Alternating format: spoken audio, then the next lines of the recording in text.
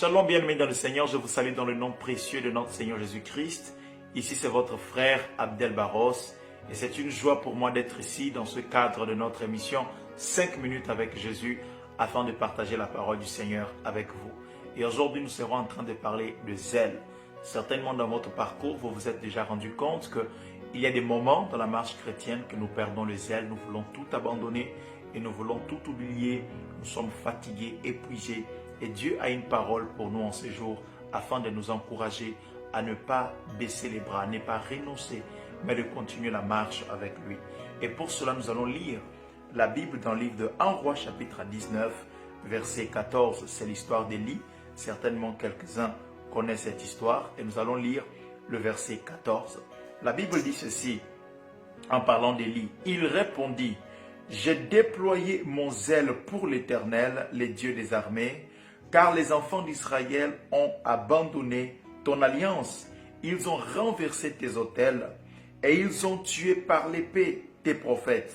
Je suis resté moi seul et ils cherchent à m'ôter la vie. Amen. Donc, certainement nous connaissons cette histoire. Élie venait d'affronter les prophètes de Baal et les prophètes d'Astarté. Il venait de les lancer en défi afin de voir qui étaient réellement les vrais dieux.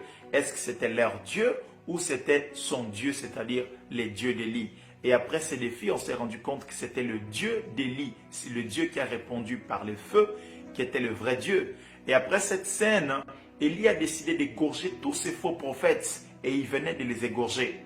Donc par cette scène, nous pouvons remarquer qu'Élie était un homme plein de courage, un homme qui déployait tout son zèle pour l'Éternel, pour la cause de Dieu. Mais juste après cette scène, une femme, du nom de Jézabel, décide de tuer Élie. Et qu'est-ce qu'Élie fait? Élie monte sur la montagne d'Horeb afin d'aller se cacher. Et dans cette montagne, Dieu lui apparaît. Sur cette montagne, Dieu lui apparaît. Et Dieu lui demande: qu'est-ce que tu fais ici? Et Élie va répondre, il va dire: Éternel, j'ai déployé mon zèle pour toi. Et aujourd'hui, tout ce que je fais, regarde combien les enfants d'Israël me cherchent pour tuer. Dans ce passage, comprenons ceci. Élie n'a pas dit: j'ai déployé mon zèle avec toi. Il a dit: j'ai déployé mon zèle pour toi. Oui, il peut y avoir une différence. Déployer le zèle avec Dieu, c'est d'être en intimité avec Dieu. C'est de passer du temps avec Dieu. Et dans le parcours d'Élie, nous ne rencontrons pas Élie en train de passer du temps avec Dieu. On voit Élie dans le service constamment, tout le temps en train d'agir, tout le temps en train de bouger. Donc, Élie a déployé beaucoup de zèle pour l'Éternel, pour le service de Dieu, pour la cause de Dieu, mais très peu de zèle avec l'Éternel. La preuve, c'est qu'il croyait qu'il était le seul prophète qui était resté. Or, avant, la Bible avait dit qu'il y avait 7000 qui étaient cachés. Et lui, il croyait qu'il était le seul. Pourquoi? Parce qu'il ne déployait pas le zèle avec l'Éternel pour savoir réellement ce que s'est passé. Pourtant, il était un prophète, il était un prophète à son époque. Alors, ce que je veux nous dire, c'est que quelquefois, nous perdons le zèle et nous n'avons plus le courage de continuer parce que nous déployons plus de zèle pour Dieu que de zèle avec Dieu. Et aujourd'hui, j'aimerais nous encourager dans ce temps qui nous reste pour nous dire ceci.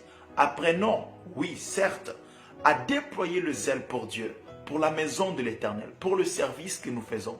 Mais bien plus que tout cela, déployons le zèle avec l'Éternel.